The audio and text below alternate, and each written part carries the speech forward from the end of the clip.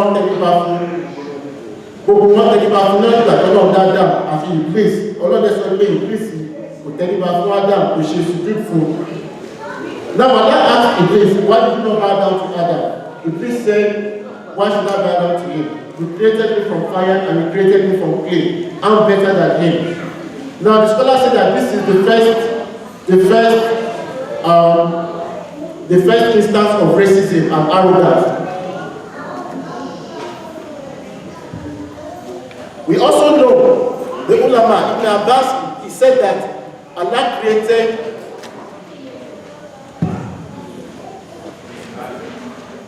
if you can use the Ibn Abbas says that Allah created, when Allah says in another ayah, Allah says that He told the angels, I'm going to create man and I'm going to put him on earth as a Khalifa. The angels said in the Quran, the angels replied Allah and said, why would you create somebody and put him on earth who will shed blood when we have been worshipping you and we do not disobey you in any way? And Allah told the angels, I know what you do not know. Ibn Abbas said that Allah had already, one of the tafsir, there are several opinions on this ayah. One of them is that Ibn Abbas said that Allah had already created jinn on earth, and they were living on earth like 2,000 years before Allah even created man, and they caused a lot of bloodshed, they caused corruption, they fought wars, and they killed one another until Allah sent an army of angels to come to the earth and destroy them and wipe them off before Allah created man. So this is one of the tafsir according to Ibn Abbas on this verse. Now we also know that they have longer lives. Even though Allah created them before man, they have longer lives. They live thousands of years. One narration that I heard is that there was some jinn that some of the scholars talked to, and he was telling the people, the affairs, that he was there when they buried the Prophet ﷺ, that he was a Muslim jinn and he prayed the janazah of the Prophet ﷺ. So we know that they live for very, very long. Some scholars say that they have shape and form, some say they don't, so there's a difference of opinion on this. But what we know is that they are a form of energy, because Allah created them from light. Shaykh Muslim Khan, he also said that they are real shapeshifters, that they can take the shape of anything they wish.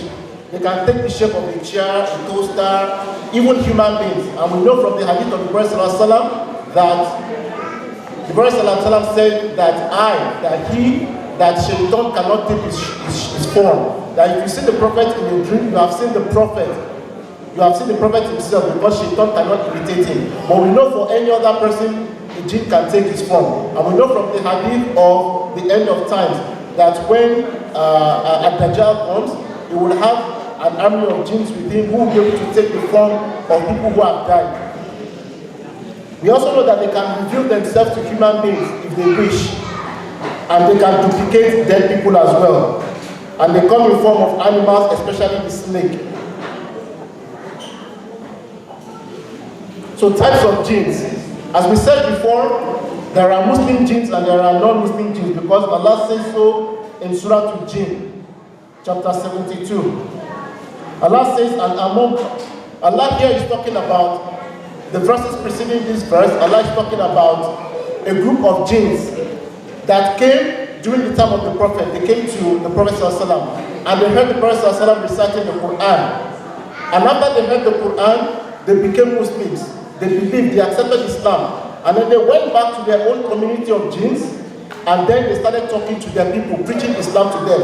And Allah continues, this is where Allah says, and among us, these jinns are telling their own fellow jinns, and amongst us are the righteous, and amongst us are others not so. We were of divided way. So they are saying that some of us believe, some of us don't believe. Just like in the human world, there are believers and there are non-believers. We have the same thing in the jinn world. In another verse, Allah says, and among us are Muslims in submission to Allah, and among us are the unjust. So these jinns are saying this of themselves in Surah Al-Jinn. And whoever has become Muslim, those have sought out the right cause. So they are preaching to their own fellow jinns and they are saying this about themselves. The scholars also say that the jinn, that they adopt the religion and the ways of man, but man do not adopt the religion of the jinn. So Allah says in Surah Al-Ahqaf, and mentioned, O Muhammad, and we directed you to a few of the jinn, listening to the Quran, and when they attended to it, they said, listen quietly. And when it was concluded, they went back to their people as warners. So they went to preach Islam to their own people. We also know that they have different ethnicity and tribes. And this is also a proof, there's also a proof from the Quran, where Allah says, they said, O our people, indeed we have heard a recited book revealed after Moses, alayhi salam, confirming what was before it. So they were talking about the Quran, and they said that we have heard something, a book that was revealed, which means that even the jinns know about the Torah, they knew about the book of Moses, because they are saying that we heard something that was revealed after the book of Moses, confirming what was revealed to Moses, what was before it, which guides to the truth and to a straight path. So we know that Allah mentions one type of jinn in the Quran, which is Ifrit, and Allah mentions this in name. The word Ifrit is used in the Quran, and the scholars say that Ifrit is a kind of jinn that has achieved a high level of attainment, like very powerful, like has achieved a high level, because they are just like in humans, there are different levels. There are also different levels in the jinn world, and one of the top levels is Ifrit. As I mentioned before, in one of the hadiths, the Prophet ﷺ said that the jinns are 3 types: snakes, dogs, and that flying around in the air. Now, why do jinns interact with human beings? Why do they possess human beings? The most common reason that the people that deal with them give is enmity. Because Allah says in the Quran that Iblis, he promised that he will be our enemy right from day one. So he has been our enemy, and he promised Allah that he's going to wait for us, inspire us to do bad, he's going to attack us every way he can. So the most common reason that those that deal with the jinns say that the jinns possess human beings is because of enmity. They are jealous, they are envious of everything Allah has given man. Because Allah gave man the ability to make tawbah, and he would accept. When Allah created Adam, he committed a sin. Allah taught him how to make tawbah, and Allah accepted his tawbah. So the jinn, the shayateen, they are envious of all the blessings that Allah has bestowed on man, and they try to lead him astray. And Prophet ﷺ said, every one of you has been assigned a what? A jinn. And the Sahaba, they asked the Prophet, even you, Riyal Rasulullah? He said, yes, even me, I have my own jinn. But my own jinn, Allah has made me overpower him, and he has become a Muslim, and it inspires me not to do anything except good. So the Prophet has overcome his own jinn. But for all of us, we are still struggling. That's why the jinn will continue to inspire us to do bad. They whisper in our hearts, even though they do not know what is in our hearts, but they whisper in us to do bad things. The other reason is magic. Some of us go to all these babalawo and all these things, and some of them make use of the jinn. For example, you might go to one babalawo, you might say that something is going to happen to you. Allah says in the Quran that the jinn, they go to the heavens and they try to eavesdrop on what is being said in the heavens. And then when they snatch one thing, they come back to these people that deal with them on earth, and then they add 99 lies. And these people tell you that something like this is going to happen to you. They try to foresee the future, but Allah knows that Allah says that nobody can foresee the future. Anything they tell you, is a lie. If it happens, Allah already destined it to happen. One of it may be true, but 99% is a lie. We also know that one of the reasons why they possess human beings is revenge. Because we can see them, because they can see us, we cannot see them. There are times that human beings trample on them. There are times that human beings go into their world without knowing, because we cannot see them. For example, you might hit one, you might step on him, you might do something because you cannot see him. And then they become angry, and then they try to revenge, and then they possess human beings. Sheikh Musliman told of a story of a woman who had poured hot water in a toilet, in a commode, in a toilet bowl, without knowing that there were jinns living in there. And these jinns started to possess her. And Sheikh Musliman, that time, was a student in Al-Madinah when he started to do ruqyah. And he went there. When he went there with his sheikh, this woman, the jinn was possessing her. When they got there, the jinn started to possess her. And they started talking to the jinn. And they were reciting the Quran and doing all the ruqyah that they used to do. And they were asking the jinn, why are you troubling this woman? And during this time, this jinn talked through the human being. So the jinn was telling Sheikh Muslihan and his sheikh that this woman, she boiled water and then she poured it, and me and my children were living in there. And Sheikh Muslihan said, they asked the jinn, how do you expect us to know that you are there? How would she know? She didn't know. So the jinn replied, Sheikh Muslihan and his sheikh, the jinn said, if only she had said Bismillah, I would have heard and I would have carried all my children, I would have never returned to that house again. So you see the power of saying the name of Allah. And you see all the etiquette. We will see in the next slide, how do we protect ourselves from the effect of these jinns. And another reason, one of the last reasons is sexual desire. Some jinns, they just fall in love with human beings. And we've heard so many stories of jinns that say that, I love this person. When the affairs start to recite Quran and the jinns start to talk, why are you possessing this person? They just say that I love him or I love her. Sensual desire. And that's the reason why when we want to take off our clothes, because the jinns can see us, they can see our nakedness, we should mention the name of Allah even before we take off our clothes. Once we mention the name of Allah, we are shielded from the sight of the jinns. And there's a dua for all these things that we do on a daily basis. Dua for entering the washroom, dua for eating, dua for drinking, dua when you wake up, dua when you want to wear your clothes. All these things we should learn and we should teach our kids and we should recite with our kids all the time.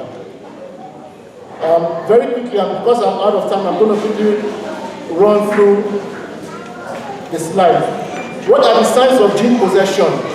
According to the people that deal with them, some of the signs that you know that the person is possessed by jinn is abrupt change in personality. Very, very radical change, like irrational change that you can't explain. Somebody might be happy, all of a sudden he just becomes sad. Rapid mood changes. Somebody might be laughing, all of a sudden he's crying uncontrollably. Somebody who doesn't like to stay in the midst of people, he likes to stay by himself. And there's so many stories. Some of them have been told by the ulama. We know that the person becomes very, very strong because the jinn is very strong, much stronger than the human being. Sometimes there's a change in voice. A man can start speaking like a woman, will start speaking with a woman's voice. These are some of the signs. Then, unbearable odor. The person will just start having odor that nobody can bear.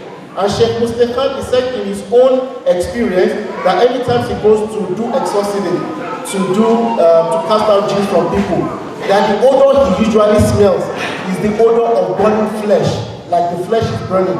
Why? Because we know that the jinn, when you start to recite the Quran, the people that deal with them, the Quran burns them. The Quran burns the jinns. So he says the odor that he usually smells is the smell of burning flesh when he's dealing with them.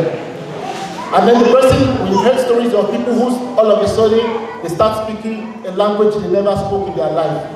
They start speaking a language they never knew. This could also be a sign of jinn possession. And sometimes the person is unable to sleep, always having nightmares. And then, strong reaction to Quran adhan. Now, we know that Prophet ﷺ said, call adhan in your houses. Pray in your houses. Don't let your house be like a graveyard. In one hadith, the Prophet ﷺ said, when the shaitan, the jinn, hears adhan, he runs away. He runs so fast that he begins to fart. This is true. This is authentic hadith. It's true. He begins to fart. He runs so fast because he cannot bear to hear the adhan. Then when you start to call the iqamah, he may come back. But when you start to call the iqamah for prayer, the same thing happens. He runs away so fast that he begins to fart. This is authentic hadith from the Prophet ﷺ. So a lot of us have, all this adhan clock on our computer that play adhan. This is something that is encouraged. Call adhan. Encourage your children to call adhan to your houses and pray in your houses. And then, the last sign is that the person may abandon religious practices. So, care for jinn possession. This is called ruqyah. The person who does this is called a raqi. And how do they do it? They use basically the verses of the Quran, prayers from the Prophet ﷺ, and some prayers that the scholars themselves have developed by virtue of their own experience dealing with these jinns. So when you begin to recite the remembrance of Allah all the time, like we've said it before, Every one of us has to remember Allah all the time. Do dhikr all the time. This keeps you protected from the jinns. Astaghfirullah, la ilaha illallah, Allahumma salli ala Muhammad, Bismillah alladhi la yadurru. Keep doing it. Do it on the bus, do it while you are driving, do it in your work, do it while you are cooking, do it while you are cleaning. Every time, when you do this, you are keeping the jinn away and protecting yourself. Because the jinns cannot get to hear verses of the Quran and dhikr, remembering Allah. Initially, the Prophet ﷺ, he prohibited ruqyah, but after some time he allowed it. Why? Because he didn't want the people to mix, to do shirk essentially. Because there's some shirk, like, when you go to some people, they begin to do some incantations, they begin to call upon, things they shouldn't be calling upon, and this is shirk. But after the Muslims at that time became well knowledgeable in Islam and well versed in the deen, he allowed them to do ruqyah. There is a hadith in which was reported that the Prophet ﷺ himself performed ruqyah on a boy that was possessed by a jinn. And the way they do it is that in one of the hadiths narrated by Aisha in Bukhari and Muslim, Aisha said that the Prophet ﷺ, before he sleeps every night, that he would recite, Fatiha, he would recite Ayatul Kursi. In another hadith, the Prophet ﷺ said that the last two verses of Surah Al-Baqarah is enough for you overnight, because we know that when we sleep, Shaitan comes and he does all sorts of things with us. So the Prophet ﷺ used to recite Surah Al-Fatiha, would recite Ayatul Kursi, would recite Qul Huwallahu Ahad, Qul A'udhu Birabbil Falaq, Qul A'udhu Birabbil Nas, and then he would blow on his palm 3 times, and then he would rub it all over his body. So all of us should do this, and we should teach this to our kids, and we should do it with them every night. Never go to bed without reciting Ayatul Kursi. Another way that the ulama they use is they recite Quran over water and they drink it, or they tell the person who's possessed to bath with it. And there are certain verses. We know that Allah says that the Quran is shifa, that the whole of the Quran, any part you know is shifa. Whether it's only Qul Huwallahu Ahad or Surah Al-Fatiha, recite it. Any part of the Quran is shifa. But the people who deal with this, there are certain verses that they use for particular occasions, depending on the situation of the jinn, what kind of jinn, why did the jinn possess the person. So they extract certain verses of the Quran that ordinary people like us may not know. But whatever part of the Quran recite. And there's evidence for this in the Quran. When Allah talks about Job, that is when you recite Quran in water and use it to bath. And there are other things that the people who deal with it, they usually use. Like they will use the cedar leaves. They will use that. They will use black seed oil. They will use black seed. They will grind it, mix it with honey. There are several things they use that they can mix with it. But if you don't have any of it, ordinary water suffices. And the evidence of this is in the Quran, when Allah talks about Job. And Allah tells us in the Quran that when he told Job to strike his feet on the floor, and water came out, and he told Job to drink the water and use it to bath, and Job was cured of all the things, all the illnesses that was wrong with him. So what are the qualities of somebody who wants to be an exorcist, somebody who wants to deal with jinn? We know that not everybody can do it. The person has to be a Muslim. The person has to be fluent in Arabic. The person has to have memorized the Quran and must be very, very strong in Hadith. And the person most important, the person must have the correct Aqidah. The person must have the correct Aqidah. This is very, very important, because there are a lot of people, they commit shirk through this, doing all these sort of things. Because sometimes some people, they seek assistance from other jinns to fight other jinns. They seek assistance from jinns to fight jinns. Because we know that jinns are more powerful, some are more powerful than others. So we know that shirk can be used. So the person must have the right aqidah, believing only in Allah and using only verses of the Quran and hadith, prayers from the Prophet ﷺ. And the person must be familiar with the books of Ibn Taymiyyah and Ibn Qayyim, because these are two very great scholars who are very, very knowledgeable in this field, and they wrote numerous books based on their experiences dealing with the jinns. And the person must be religiously devoted in worship, above and beyond the average Muslim. Not like someone like me, the person, especially, if you commit sins a lot, and you don't do istighfar, there's a tendency that, all these things. So people who always, worship Allah all the time, remember Allah all the time, are religiously devoted, and they follow the commands of Allah to the maximum. I'm rounding up now because I know my time is up. So one of the other ways is to always be in a state of purity. Extra istihada. Always be in a state of purity. Be in a state of wudu. Perform the ghusl as much as you can. When your wudu breaks, go and perform another wudu. Whether it is time for prayer or it's not time for prayer, always be in a state of purity. When you are in a state of purity, you are protected, inshallah. And pray your salah on time. Do not leave your salah. Do not say that you are watching this game and you are leaving your salah. Always adhere to the injunctions of Allah and the sunnah of our Prophet sallallahu alaihi wasallam. Like I said before, extra dhikr, lots and lots of it. If you don't know anything, even just mentioning the name of Allah alone suffices. Even just saying A'udhu billahi minash shaitanir rajim suffices. Even if you don't know anything, Bismillah in anything you want to do is enough for you to protect you from the jinn. So there are so many dua, like dua of leaving the house, dua of entering the washroom, eating, drinking, even dua before you meet your spouses. The Prophet ﷺ has dua for all these things, and we should learn all these dua and teach them to our kids. Call Adhan in our houses, recite Quran in our houses, and final thoughts. We know that this is a very scary topic.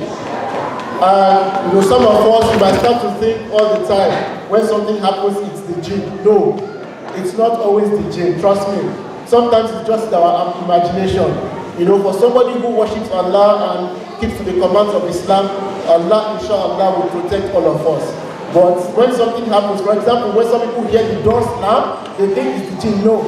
In one hadith, the Prophet ﷺ said that the jinn cannot open the door. So don't think when Tata Kuba fell up to tea,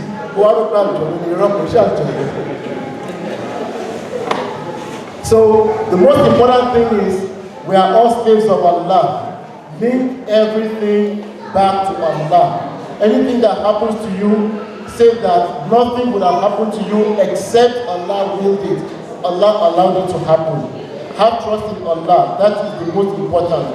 And we should know that the jinns cannot read the mind. As you know, the Prophet ﷺ said that they inspire in our hearts to do bad, but they cannot read what is on our heart. They cannot read what is on our mind. They do not have the ability to do that. We know that they flow in our veins as blood flows, according to the hadith of the Prophet, but they do not have the ability to read our minds, so they don't know what we are thinking. And we should not be afraid of them. Lastly, this is the final slide. The person who is afraid of the jinn becomes stronger over him. But somebody who is very, very brave against the jinn, using the words of Allah, the jinn becomes weaker and the jinn runs away from him. One final story. Mujahid, one of the students of Ibn Abbas, he said that when Ibn Abbas passed away, that a jinn used to appear to him in the form of Ibn Abbas whenever he was praying. And every time the jinn would appear to him when he was praying, and sometimes he would break his salah to chase the jinn away. But the jinn kept coming. So he said one day he took a dagger, like a knife, and he put it in his pocket and he started his salah. And the jinn came. So he broke his salah, took the dagger and tried to stab the jinn. He said from that day the jinn never came back again. And all the people who deal with the jinn, they have confirmed this. They said if you are brave, if you are strong, recite anything you know of the Quran or dua, that they will run away, they will not come back. But when they see that you are weak and you are afraid of them, they keep playing with you. It's like they do it for fun sometimes, just for jest, sometimes for revenge, sometimes they just want to have fun with human beings. And when they see that you're weak, then they keep attacking you and they keep playing with you. So we have to be strong and we have to believe in Allah. And we should not be terrified of the jinn. Why? Because we have more power over them. We have more power by virtue of our knowledge, by virtue of our wisdom, by virtue of our understanding of Islam. May Almighty Allah protect us and all of our children and all our offspring from the jinn and the world we not see. Everything that I have said that is true is from Allah, and everything that I have said that I have made a mistake, the fault is from me, and I ask Allah to forgive me and to forgive all those who have heard it. Assalamu alaikum wa rahmatullahi wa barakatuh.